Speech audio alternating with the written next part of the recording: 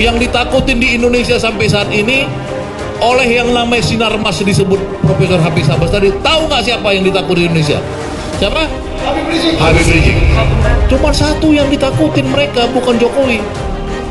Jadi kalau kita mau membangun kekuatan untuk perubahan sosial itu, ya maka berimamlah pada Habib Rizik. Nggak bisa yang lain. Benar saya bilang, nggak bisa kepada saya, nggak bisa kepada Ahmad Yani, nggak bisa, karena dialah yang bisa. Itu menurut keyakinan saya setelah saya berdialog dengan orang-orang Sinarmas juga, berdialog dengan yang lain langsung, semua pada ketakutannya cuma Habib Rizik. Nah, Habib Rizik yang bisa memimpin sebuah negosiasi supaya ada share prosperity, supaya semua orang Indonesia ini jangan mayoritas jadi pengemis, jadi kacung. Nah, mau nggak kita beriman pada Habib Rizik? Ya itu. Allahu Akbar. Yang kedua, harus ada leadernya.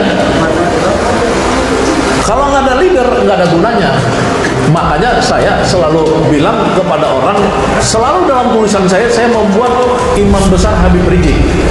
Saya tidak bilang imam besar FPI, nggak pernah saya tulisan saya itu. Coba lihat tulisan saya selalu bilang imam besar Habib Rizik, karena dia harus jadi imam besar buat semua orang. Karena leadership itu, leader dalam teori leader, orang kadang-kadang nggak ngerti, banyak nggak ngerti teori leader. Leader itu bukan cari massa, bukan cari rakyat. Nggak ada teorinya itu leader cari rakyat. Rakyat yang mencari pemimpinnya. Itu teori yang benar. Sama seperti Habib Rizik diasingkan, in exile. Kita harus menghormatin dia. Ya, saya tahu Habib Rizik itu dulu, ya. Ini informasi off record kita aja. Saya tahu bahwa dia memang ditawari 1 triliun. Dan dia nolak. 1 triliun itu saya tahu. Di rumah siapa? Ditawari, saya tahu di rumah siapa. Ditawari 1 triliun Habib Rizik itu. Ditolak sama Habib Rizik. Jadi dia udah menolak suatu kemewahan, ya, menolak juga suatu mendapatkan juga suatu penderitaan. Dia diasingkan. Nah, kita harus menjaga dia. Kalau kita bilang kamu imam besar kami, maka kita menjaga dia. Dia juga harus tahu bahwa dia harus tetap dalam keadaan berjaga-jaga. Bahkan terakhir saya udah bilang, Sinarmas itu minta berunding sama saya gimana caranya bisa ketemu Habib Rizik. Itu omongan Sinarmas langsung. Dia pengen hanya berunding dengan Habib Rizik. Nah, kelompok progresif ini tentu udah bukan barang baru. 5 tahun ini dipimpin Habib Rizik. Itu nggak boleh disepelekan.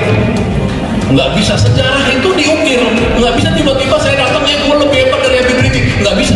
Sejarah itu nggak begitu ceritanya.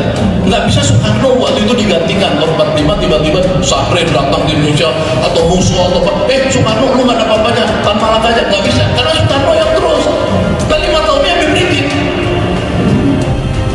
Nah, secara sosiologi, ya, jadi penjelasannya harus ada ilmunya. Jangan kita bilang kosong, nggak kosong. Secara sosiologi itu diriset 2 tahun oleh namanya Profesor Fethi Hadis, dibiayai mahal sekali. Ya, itu Melbourne University, 3 negara. Dia riset di Indonesia, dia riset Turki, dia riset Mesir. Itu memang kebangkitan Islam itu udah nggak bisa lagi dicegah. Jokowi udah seperti orang ya menurut saya kurang waras ya sekarang. Habib Rizik dengan khilafah itu hubungannya apa? Ikon khilafah itu ada di HTI. Mohon maaf sekali, bukan Habib Rizik. Ya, jadi mereka ini kalau bukan PDIP, maka mereka PKI. Berarti itu anak-anak atau cucu-cucu PKI yang membakar itu. Jokowi stres sendiri, bilang kok kenapa gagal? Ya. Bakar poster nggak bisa, bagaimana mau membakar bangsa? Itu kan itu artinya dungu kan. Jadi gagal kan. Dan saya kira juga Habib Rizik nggak anggap itu. Mungkin Habib Rizik habis lihat videonya, mungkin dia pakai kan dia suka bercanda Betawi. Gua kata juga apa, kagak mempan lo, itu begitu-begitu kan. Habib Rizik ini sakti. Habib Rizik itu betul-betul ini, kita kan bangsa Indonesia ya, bangsa yang percaya tentang orang-orang yang dilindungin oleh kekuasaan langit. Jadi Habib Rizik itu sudah berkali-kali ditembak ya, itunya apa namanya, markasnya di mana di puncak itu diserbu pakai peluru-peluru, dia selamat. Kemudian dia waktu ceramah di Cawang ya dikasih bom itu, mobil bom, selamat juga ya. Itu kemudian kemarin dibakar, memang nggak bisa dibakar.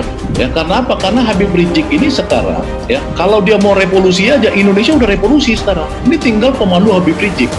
Kalau Habib Rizik ini misalkan pulang ke tanah air, sewa jet pribadi seperti yang dilakukan siapa kemarin tuh Joko Chandra, ya, Joko Chandra sewa jet pribadi, dada-dada selfie, ya kan, artinya kalau Habib Rizik menyewa pesawat terbang, ya, atau balon udara, bisa juga balon udara dia sewa, terbang ke Indonesia, sampai di Indonesia, ini revolusi Indonesia ini. Habib Rizik itu udah matahari sekarang. Udah, pokoknya kalau Habib Rizik datang ke Indonesia udah revolusi.